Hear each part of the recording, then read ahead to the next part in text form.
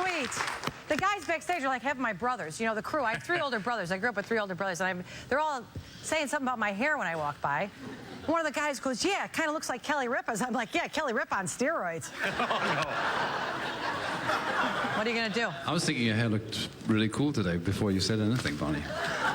Well, no, thank you, Nick. No, the guys were, you know, they're like my brothers. Yeah. It's just like you guys. I wouldn't have said anything about Kelly Ripa, though. I wouldn't have made that connection. They meant it as a compliment. Oh. I mean, if they had said Regis, I would have... the band is so fantastic. I'm so lucky to have... Blessed with their talent. I'm so lucky.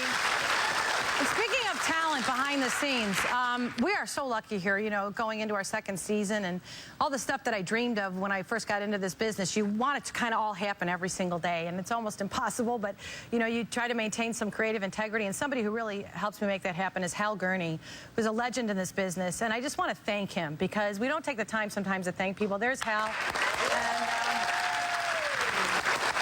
you know, in any business, that's right, in any business you're in, to have the combination that he does of humor and talent and kindness, it's the ultimate combo platter, and we benefit from it here. And, you know, he blesses our show with that. We're very, very lucky.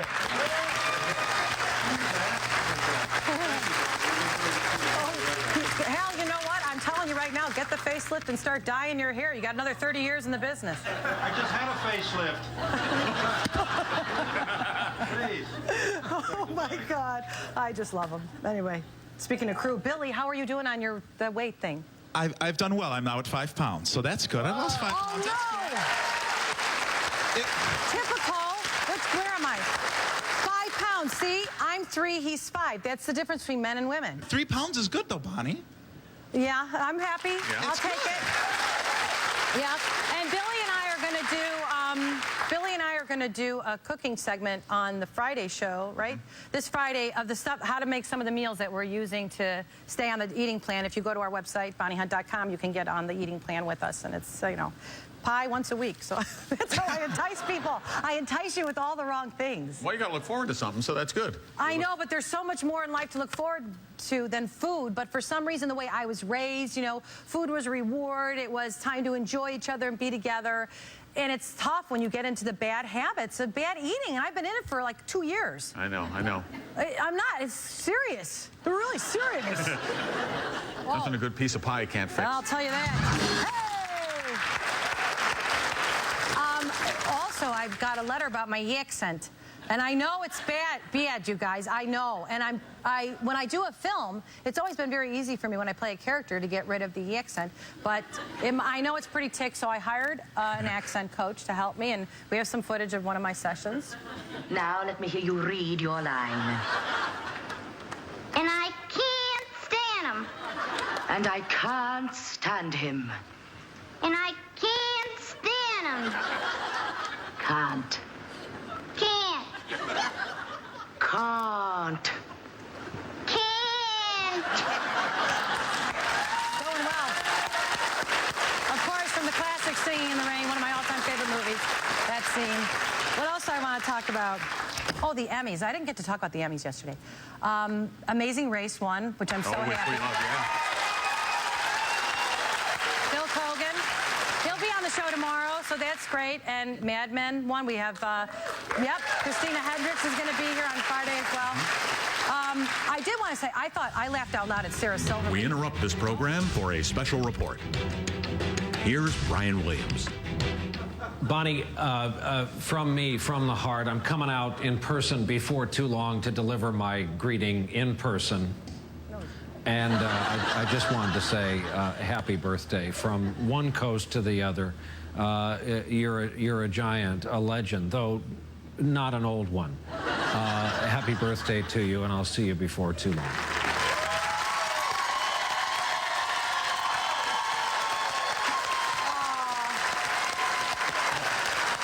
That's pretty great.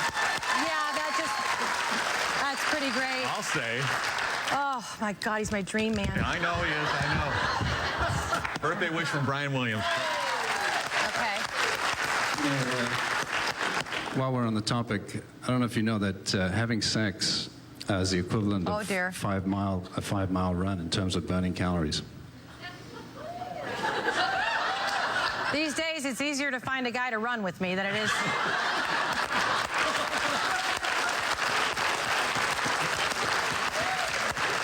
What are you going to do? I did get a gift yesterday. Roomba. They heard me talking about vacuums. They sent me the iRobot Roomba, you know, the one that's like the 562 and it picks up all kinds of dog hair and everything. So I have trouble getting these things open. Oh, you want to see it? Yeah, pretty cool, right? Yeah. So I get the box and, I always have trouble opening boxes, so I gave it to Charlie in the front yard. And he cracks me up. I'm like, here, Charlie, open the box. It's very, but just look at how he uses his paw. Yeah, that's a good boy. Unbelievable. Dog is so smart, just like a guy. He's going to throw the directions away. They're unnecessary. He's going to get the hoses out. Yep, good boy, Charlie. There he is. Anyway, remember how when we first... Oh, we don't have to clap for that. The cat on a Roomba clip, can we show it just for my own? I just enjoy this. Go past this stuff. Go past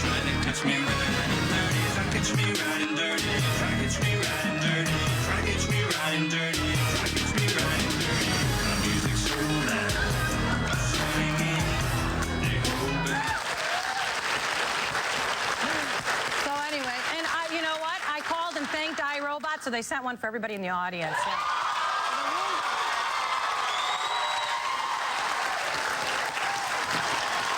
The Roomba, 562. Okay, my buddies Joe Montana and Joey Pantiliano are here. We're gonna cook.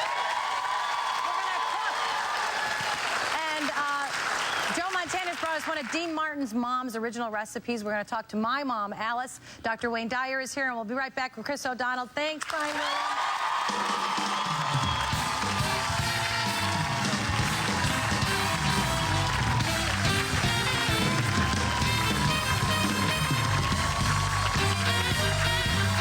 Coming up, Bonnie chats with kindred spirit Chris O'Donnell. Hey, this is so Chicago of you. Aw. It is. Thank you very much. You're welcome. You're welcome.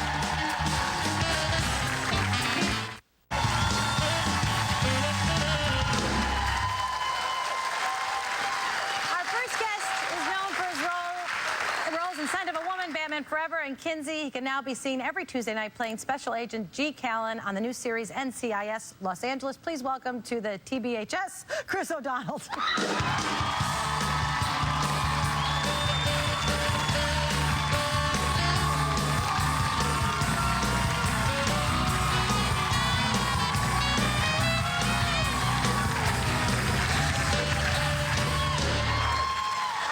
Birthday girl. I figure I had to bring something for you. This is so Chicago of you. Aw. It is. Thank you very much. You're welcome. You're welcome. Happy birthday. Beautiful. I don't know if we've ever met. I feel like I know you. I know. I kept saying the same thing. I feel like because of the Chicago bonds. It feels like family. It feels like I'm coming home. That's what I'm doing here. You have 5 kids. I do. I do. You fine? There you are. Yeah. Look at that. Oh, God. There you are, yeah. That what? Oh, God. I'm kidding. I'm going to keep them all, I think. As far as I can Yeah, my tell. dad used to threaten us with that once in a while. Yeah, I was the youngest of 7, so it was. I'm used to the big family. I just not used to being the one that's in charge of them all. So. Do you think about your? I mean, I know your folks are still with you and everything, but Yeah. do you think about your dad in a different way now? Yeah, you for sure a different appreciation. I mean, I think that I always kidded my mom and dad 'cause I'm like, well, number 7, I was the youngest. They never came to any of the sporting events. I know for they get me. bored, right? Yeah, I mean, it's like they'd been there, done that, the whole thing. But I was for sure the spoiled brat. I mean, no question about it. But I will say that, my dad, he set such a great example as far as, just a work ethic and really kind of leading by example. And it's hard to do, and it's the best way to teach kids. But I know it's interesting because we talk about that in the office all the time because there's a lot of parents and everybody's talking about, what do you want to tell them this, you want to tell them that, and I'm like, I already know. It is the example. You become who they are. Yeah, I don't know. It's weird. I remember when we started having kids. I'm like, I don't know if I know how to raise a kid. I mean, I really. you know, like, well, what are you going to teach your kids? And it's hard to even put it into words, but it's just something that you kind of know instinctively what you're supposed to do. There's definitely things I'm sure I do wrong, but yeah, but it's really about the teamwork and a lot of Yeah. self-forgiveness, right? Because my wife's really good and, you know, very consistent with them and stuff. So. And you guys have been together since really young. For a while, yeah. Like when Yeah. you were still in Chicago together, and then you came out to Yeah, Hollywood. I think we've been married about a dozen years, and we dated for a while before that. A dozen years. It's your typical, you know, Hollywood relationship. So, with yeah, right. With That's last night, actually. Is it the Emmys? I think that Hey, was. how was that? How was it? It was great. Yeah, I had a great time. It was hot, I'll tell you that. Oh, it looks so hot. I've been on that red carpet when it's... Yeah, the black tuxedo isn't the coolest outfit in the world. But, you know, the Emmys, to me, last night especially, I got up, I presented a couple of awards with LL Cool J, my co-star. And I'm looking out, and literally the first 3 rows, there were probably 30 actors that I'd worked with, you know, over the last 20 years. Right. And it's like a high school reunion. Mm-hmm. You're going back, you haven't seen people in 15 years, 20 years, and it's great. I had a real good time kind of connecting with everyone. Did you laugh out loud at Sarah Silverman with that darn mustache? I saw her after. I said that was the funniest moment of the whole thing. I howled. And then the way she just kept looking. I know. She was like knows the what poster she's of that doing. needy cat, you know, Yeah. looking for something. Yeah. She was unbelievable. That And was I thought really- Neil was unbelievable. Neil Patrick Harris. He did a good job. Just, yeah. That's hard. I mean, getting up in front of all your peers and just going for it like that, that is... I'll tell you what threw me. What about that Family Guy clip? That upset me. He's unbelievable. I was talking to him backstage. No, that upset me. I didn't want to see the dog get beat, even a cartoon dog. No. Come on, it's okay. No, it's not. I'm sorry. I couldn't laugh at it. Like it bothered. I think the show, I've seen piece of the show that it made me laugh, but that one, I went, oh. I haven't been watching that show for very long. I just started watching it, and it's very funny. I said to him, I said, I don't know how you get away with everything you put on. And he said, well, because the show we originally submit is so much worse. This is what they end up giving out. Herring. So, yeah. Do you go home a lot to Chicago, or? Yeah, I've been back this year 3 or 4 times. I still have a brother and a sister there. But you take the kids to Wrigley. Yeah, we took them this summer. I love this shot. That's like there we that's are. what I do with my dad, you know. It was fun. I love that you're such a Chicago fan. You know, out here in LA, my kids, I've got them completely brainwashed. They're massive Chicago sports fans. That's excellent. And Boston College, where I went. And my son Chip, actually, a huge sport fan, and he was at a birthday party at school, and they gave these really nice little Laker basketballs, and he just wouldn't take it. Like, no, thank you. And, Politely declined. And then again, there was another party, and they had the NBA champion T-shirts they were giving out. He's like, no, thank you. Oh, I Not love interested. this kid. Yeah. Oh, that's excellent. He's got to marry one of my nieces. They'll make the perfect couple. Exactly. But isn't Wrigley Field is such a romantic place, it's the and it best. gives you kind of some good life skills. Did you see the new owner of the Cubs? I forget his name. He's a billionaire. He and his wife met at a bar in Wrigleyville, and they just bought the Cubs. I mean, like. I know, it's a great story. Yeah. It's pretty cool. So hopefully he'll be able to get us a championship. So. But I got to say, when I look at you and your wife and those 5 beautiful children, you are richer than probably most people I know in this business. Nice of you to say. Nice of you to say. Thank you. It really is. Thank you. Very lucky. Very lucky. Now you have a clip of the new show, NCIS Los Angeles. Yeah, with LL Cool J. Yeah, you guys are really great together. Thank you. Thank you. you. Yeah, it's really. This is one of my favorite pairings. I'm excited. It's I think we're 2 pretty different people, and I think it's going to make for a good combination. This is the beginning of the first show, which will air tonight, and it picks up, if anybody watches the original NCIS, I got shot up a little bit in the last episode. This is my first day going back into the new office, and back with my partner here. All right, here we go. So, what is it this time, G? Cold showers, bed bugs, feng shui. Too noisy. Last place was too quiet. Place before that was too hot. No. That place was too cold. The place before that was too hot. You sure you're ready to come back? What are you, my mother or something? You could use one.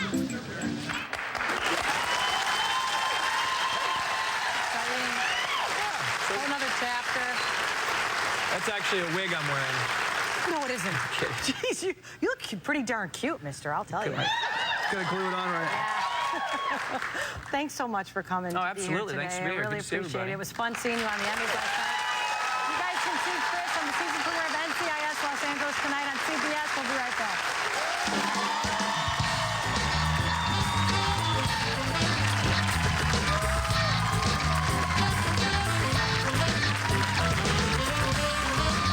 Ahead, Bonnie chats with her mom and Ask Alice. What in the heck is happening? Welcome to my childhood, everyone.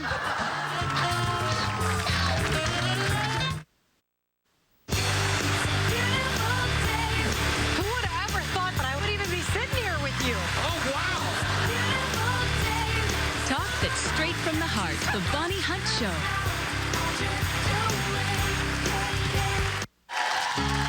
Just ask Alice, she's got all the answers. Just ask Alice, she's got something to say. Welcome back, folks.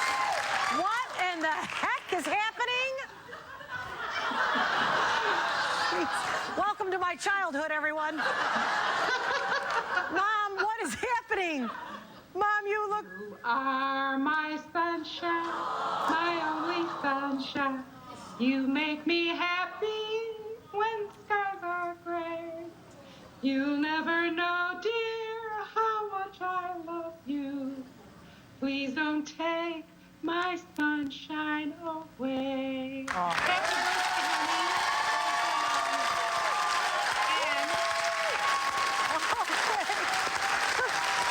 Thank you, Mom. That was very sweet. You better blow that candle up. Candle. Okay. In the Chicago direction, because we'll see you soon. Okay, Mom. Love you, honey. Okay. Many wishes. Oh, Mom.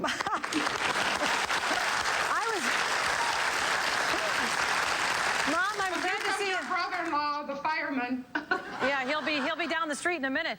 Mom, I just want to tell you, I'm glad you blew that out. I was waiting for that hat to go up in flames. Oh my gosh. What the? Yeah, I didn't want to go, too gaudy. Mom, why don't we pull out and show them the matching pants to that hat? Oh, that reminds me. Remember those pants that I got years and years ago? The first pair of jogging pants. Yes. Do you want? Can I? Do you mind, Mom? Oh, go ahead. You go ahead. Okay. I just tell the story, the truth. Don't sugarcoat it. Okay. No. Right. Dad was sitting at the kitchen table, and I went into the. We gave them to you as a gift. Room and Mom. We gave. Mom. We gave you the sweatpants. We gave you the sweatsuit as a gift because you were trying to lose weight. Remember, it was a black sweatsuit, shirt and bottom, and it had 2 white stripes going down either leg, right? Yes, and I went out there to model them for him, and he says, "Oh my gosh, you look like a two-lane highway." Well, it was more like this. She goes, "Bob." My mother was always in a good mood with those cartoon birds above her head, and my dad, he's like 20 hours a day at work, and he's looking at her. She goes, "Bob, how do I look?" He goes, "Like a 2-lane highway."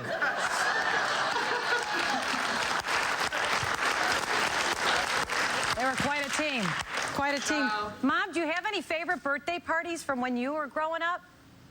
Oh, my goodness. When I was 9 years old, my sister decided to throw a happy birthday party, and it was a total surprise party. Wow. So I had no idea who was going to be there. I came home from school, and all my little friends were there, and they all said, "Happy birthday, surprise!" I walked in, and I was just so thrilled to see everybody. But there was one person missing, and this was one of my dearest friends, and I didn't know why she didn't come to the party. My sister later told me that the girls that played with me all the time, you know how kids are cliquey sometime when they're at that age. Right. They decided they didn't want to invite this girl to my party. Oh, no. And my sister worked all the time, so she had them more or less decide who should come to the party because she didn't know all my friends. Right. And so I looked, and I didn't find Edith Siegel anywhere. Oh. And so I said, "Where's Edith?"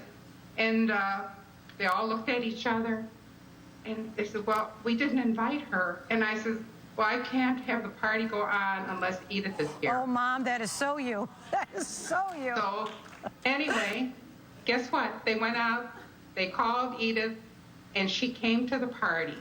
Then 25 years later, when Dad passed away, I got this lovely letter from Edith, who lived in California. And she said to me, "Oh, Alice, I'm so sorry about Bob." And then she said, "You know, Alice, I'll never forget the birthday party that you had when you were 9 years old. I still have the pencil, the favor that your sister gave all the Mom. Yes. That is a beautiful story, Mom. That's a beautiful story. Well, it's just... I wonder if Edith is still with us, and if you are, please call me. I'd love to hear from you. She used to call me Elsie. Oh, well... And then, of course, I didn't care for that name too well as I was growing up. Why didn't you care for the nickname Elsie? Well, in those days, they used to call me the Elsie the Borden cow. I can't even say it. Mom, you know, I have to charge you $200 for this session.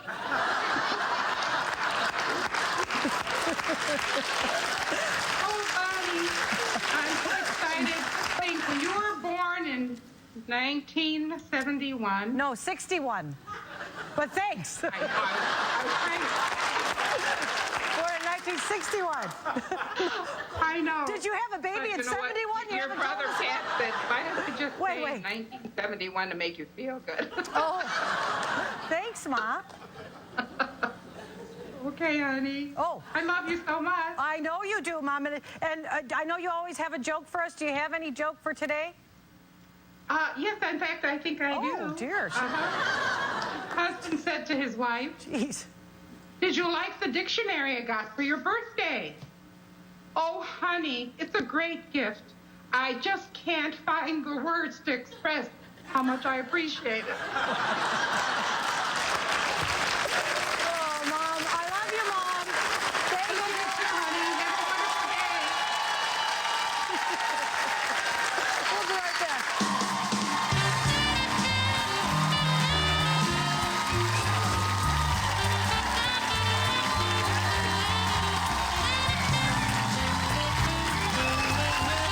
Next, Dr. Wayne Dyer gives Bonnie some inspirational advice. She said, no, I won't. She said, but when you have a March 4 piece, I'll be there. There's a very big difference about fighting against something or being for something.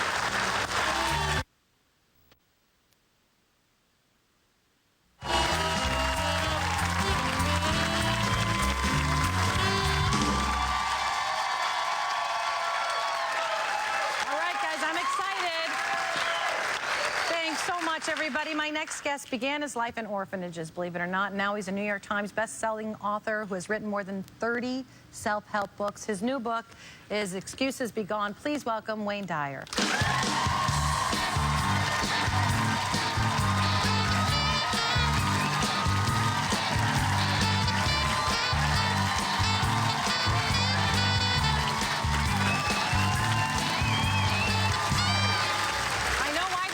See you because I think we find you so comforting. Thank you very much. You tell us what we need to hear, that we have everything we need right here, right? Absolutely. It's right here in our hearts. And the greatest gift all of us have been given is the gift of our imagination, to be able to create what we want for ourselves. I heard you speaking earlier about people being out of work and not being able to, to handle How do they deal with that loss? You know, you feel like I think people sense a feeling of the sense of themselves being lost, even though it's a feeling, not a fact. Because so many people are conditioned to live in fear and believe that things are going to get worse. If you become what you think about, whether you want it or not. And if you're thinking about things getting worse and getting wrong, I think you got to start thinking out of the box. If there's 400 people applying for a job and there's 400 resumes, you don't want to be number 401. You want to decide to imagine yourself making a living in a different way. I think as long as you believe that a job is something that somebody else has to pay you to do, you're never going to be free anyway. Everybody has within them like a creative ability to be able to do something. I know, but it's not only thinking of it. I mean, I know there was that whole thing with The Secret that came out. I found it very frustrating because I'm a doer, and the way I was raised was you have to apply yourself, even though you have to think smartly. You have to apply yourself, and whatever issues. We all have issues from growing up that we repeat patterns. But I do think it's not only about thinking it, but you have to take steps. Absolutely, and I was invited to be a part of that and didn't do that for that reason. I do not believe that you get what you want. I think you get what you are. Need, what you are. Who you are. What kind of a human being you are. And when you're struggling, when things are difficult for you, the best thing that you can absolutely do, is go out and find somebody else who's in a worse place than you are and offer services to them. Reach out to others. Yes, I think when you're of service, it does help. But, you know, I was an oncology nurse for years in Chicago before I got into this business. And the one thing that makes me nervous when they say we become what we are is that when people get very sick, I did see a lot of times people said, what did I do to cause this? And I said, no, you didn't cause it. No, there's no punishment out there. You right, know, God that's is what not I don't, a punishing God, and people have a whole lot of beliefs that, you know, that I have the ability, God has the ability to heal me, but is withholding me. This is not a withholding universe, so all of us are going to come into this world, and all of us are going to leave this world. That's just simply the way it is, and there's no punishment that is out there. If you've got cancer, if you've got difficulties, I've got struggles going on in my own body as well, but it's not something that I believe I'm being punished for. No. It's just something, it's just another one of those challenges in life. Yeah, my dad fighting it, and as an oncology nurse, you don't fight cancer. I think the best thing that you can do if you've got something like that is learn to live at peace with it and start getting more peaceful. Everything you fight creates a counterforce within you, and there's always that fight going back and forth. Gosh, that's true. We're trying to fight everything. And you talk about ego too. You know, it's so interesting. I think we all walk that fine line between I don't want to be a doormat, but sometimes when I really stand up for myself, I'm wondering, am I standing up at the right time? Is this necessary? I don't want to hurt someone's feelings. I mean, what about that dilemma of you don't want to get angry, but sometimes we do feel injustice and we get upset and we stand up for ourselves. Don't you want to feel right about that, or? I think feeling right is one of the biggest down. Yeah, it's one of the things that, you know, it's like everybody wants to be right. The ego is always about being right. See, the ego is the part of us that believes that who I am is what I have, is what I do, is what I accumulate, is what other people think of me, and it's what, you know, many of the great spiritual teachers have said. This is the false self. The real authentic self, who you really are, you're a piece of what you came from, and we all of us came from God, or all of us came from a source energy that is perfect, and it is love. And instead of trying to be, you know, at war with everyone, we're at war with everything. We declare a war on terrorism, we got more terror. We declare a war on drugs, we've got more drug problems than we've ever had before. We declare a war on poverty, and we've got more people in poverty. You know, when Mother Teresa was asked the question in 1967, will you march against the war in Vietnam? She said, no, I won't. She said, but when you have a march for peace, I'll be there. There's a very big difference about fighting against something or being for something. I guess the key there then is acceptance. And that's the same thing with cancer, the same thing with anything that's going on, with arthritis or whatever it may be. Go within and decide that you're going to live in peace with it rather than I got to tell you, my younger sister has rheumatoid arthritis and a lot of stuff happening in her family right now, huge medical struggles. And when I was home recently, she's so joyful. She's just that kind of a spirit. And I said, Mary, how do you do it all? And she said, I guess because I'm happy. And I think, you know, she chooses to be happy. And that's to me, I think we become what we think about, whether we want it or not. And it's where do you place How do your you thoughts? do that, though, with your mind? Like, how do you... It's tough, isn't it? I mean, it's tough for me every day. Well, you create affirmations and say that it is my intention that I am going to live in a happy universe. Albert Einstein was asked a question one time. He said, what's the most important decision you'll ever make? And his response was, you have to decide whether you live in a friendly universe or whether you live in an unfriendly universe. If you believe you live in an unfriendly universe, you're looking for reasons to be offended, you're looking for reasons to be upset, you're looking for reasons to be annoyed, to be hurt. I don't like the way she's dressing. If you live in a friendly universe, you live in a universe that says, I believe it's going to support me. And you have two choices. You can get up every morning, you can say, good morning, God. Or you can say, good God, morning. You know, it's like one choice. All right, that's all we do. That's the way to go through life. You know, we only have... Will you come back? I would love to do a whole show so we could just talk about this stuff. I just think it's so healing to just talk about it. On your birthday, no less. Yeah, well, you know, I'm blessed with good thoughts, and, you know, I'm still working on having a more positive attitude about anything, because I think we're all hard on ourselves, and that's exhausting. Yes, absolutely. It's an exhausting way to be. Wayne brought his book, Excuses Be Gone, and the DVD of his movie, The Shift, which I just watched for everyone in the audience. Here's the deal, you guys. We'll have Dr. Dyer back on the show real soon. So if you have any questions for him, go to BonnieHunt.com and print them in, and we'll bring them up when he's here next. We'll be right back. Thank you.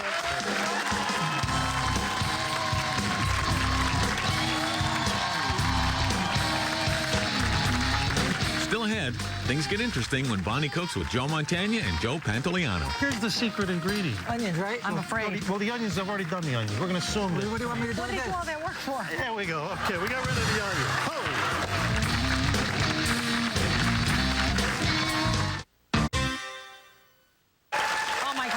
forget every time I go over his house, I got to eat this. That's it. Now we're putting the fazul beans in. We got the beans in. We got to assume the water's boiling. Okay. The water's boiling. Oh, all right. We've You've got to use our imagination, like Dr. Dyer said. Yes, exactly. Yeah. Very good. We're going Okay. to stir this up. And now here's the secret ingredient. Onions, right? I'm afraid. Well, the onions, I've already done the onions. We're going to assume that. What do you want me to do What with did you this? do all that work for? There we go. Okay, we got rid of the onions. Oh, okay. Just like home. Here's the secret That's ingredient. what I get at my house with these This guys. is a 1/4 teaspoon of cinnamon. Yeah.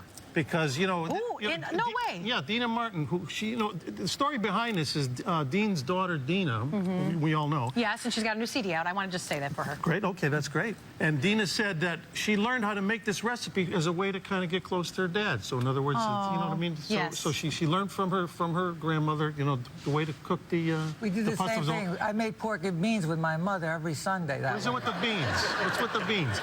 So anyway, cinnamon, 1/4 teaspoon of cinnamon. You wouldn't think to put cinnamon in pasta vajol, No, but I would never that's consider the it. secret ingredient. So we put I wonder that in. why. I mean, it must Well, they add a lot of garlic to kill the taste of the cinnamon. Yeah, I don't know.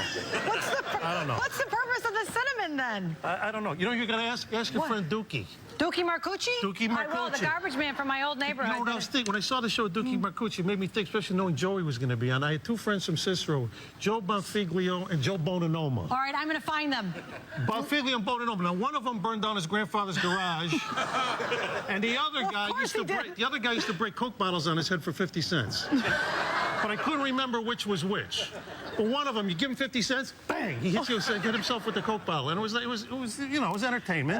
Well, sure, in the old Cheap neighborhood, entertainment. sometimes that's all you can get. And I think the statute of limitations is over for burning down the grandpa's garage. Yeah, so he's safe to come out of the woodwork. Right. Joe, I'm bringing them here. Bring it. Joe Bonfiglio, Joe Bonanoma. I don't know where you are. I hope you're out by now. You know, whatever. No, I don't know. They're at college, like we It used was to a say. tough neighborhood. Yeah. All right, I want to ask you about your documentary, Joey, because after last time you were here, it's so poignant and so important, too. Yes, the documentary, No Kidding Me Too. We're having a big fundraiser where we're giving the Hope Award that we gave Sally Field last year to Bob Woodruff and Lee Woodruff. Oh, they're great people. Right, so we're giving that to them. Lee, one of my It's favorite writers. In October, I just got back from Iraq, where we showed the documentary to the GIs in Iraq, and we went to Fallujah, and unfortunately, there's a lot of these kids are dying from suicide. But it's about, like what your doctor friend was saying a moment ago, it's about surrendering to the shame that you have about the feelings. The feelings you have are, you own them, they're yours, you're entitled to have them, and there is no shame. It doesn't make you weak if you have a depression, whether it's based on a reality or because your brain is producing these feelings that normally wouldn't be there. Yeah. So that's what this documentary is about, and also now making a next documentary along with the military on post-traumatic stress disorder in the military and here in the States. Good, Joey. All right, we're going to come back and finish the recipe, and we'll show you a clip from Joey's documentary as we go out. Our goal is to get kids like you to be intimate with your feelings, sharing, laughing, crying out loud, and without shame. You're as sick as your secrets. You will turn to drugs before you'll turn to a friend. But when they stop working is when the trouble happens. Dr. Barton, please. You need to go back inside. I'm coming with you. I'm going to get my son. Sir, right now, nobody is getting your son. Agent Prentice will explain it. I don't need an explanation. I'm getting Jeffrey. You need to listen right now. Once your son left this house, the safest place for him to be is at that school. We can control access in and out. Detective Walker will organize an evacuation as soon as the school day is done. But if we incite a panic now and the unsub is outside, a lot of kids are going to die. What if the killer's already at the school? Then we'll be there, too. Let us do our job.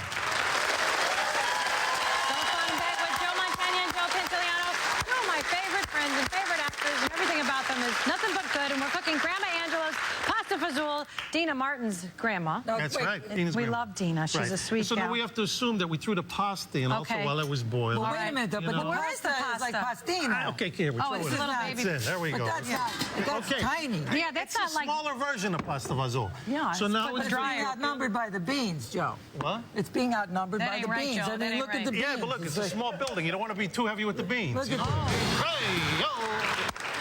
So, and here's the finished product. It's cooked about an hour and a half. Oh, my We pull it gosh. out. We have Here a ladle? We got a little Romano or Like Parmesan. this kind of a ladle? We got the ladle. We got Well, the you know, bowl. like this kind.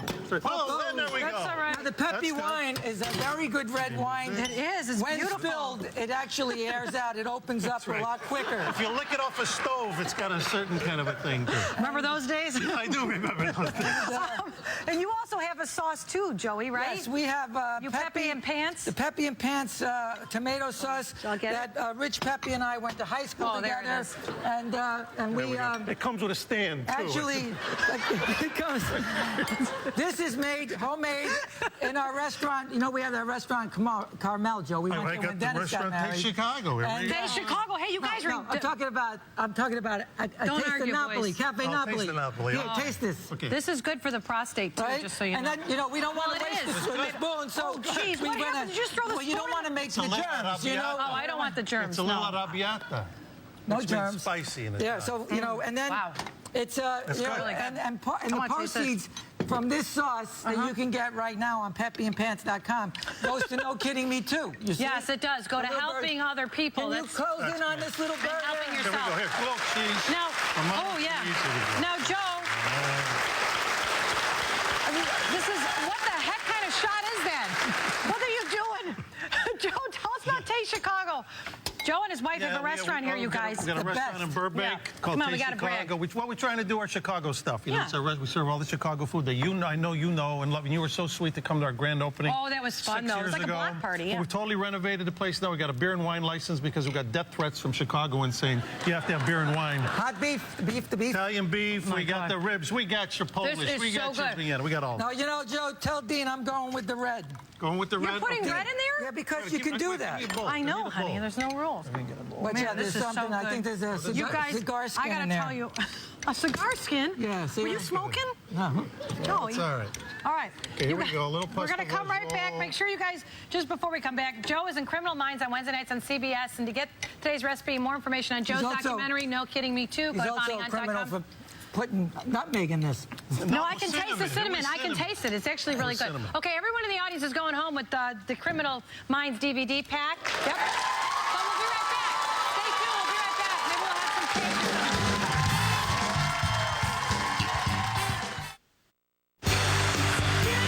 Before the treatments. Talk that's straight from the heart. The Bonnie Hunt Show.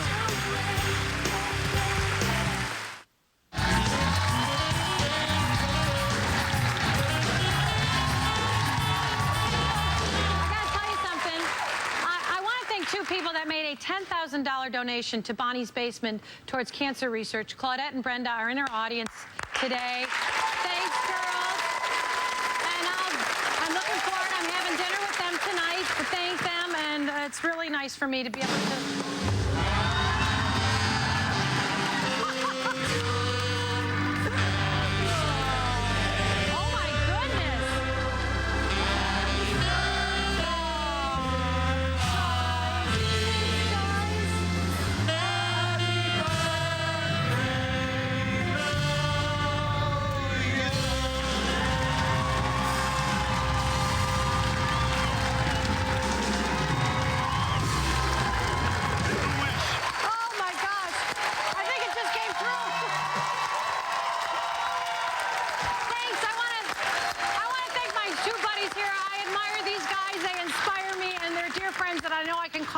time, and that's a rare thing in this business. And I really love you guys and appreciate you being here today. I want to thank all my guests, Chris O'Donnell, my mom, Alice, Wayne Dyer, and my buddies here. And to everybody that came today, thanks so much for enjoying my birthday. And Doan's Bakery for my birthday cake. It is absolutely gorgeous, and we have cake for everybody in the audience.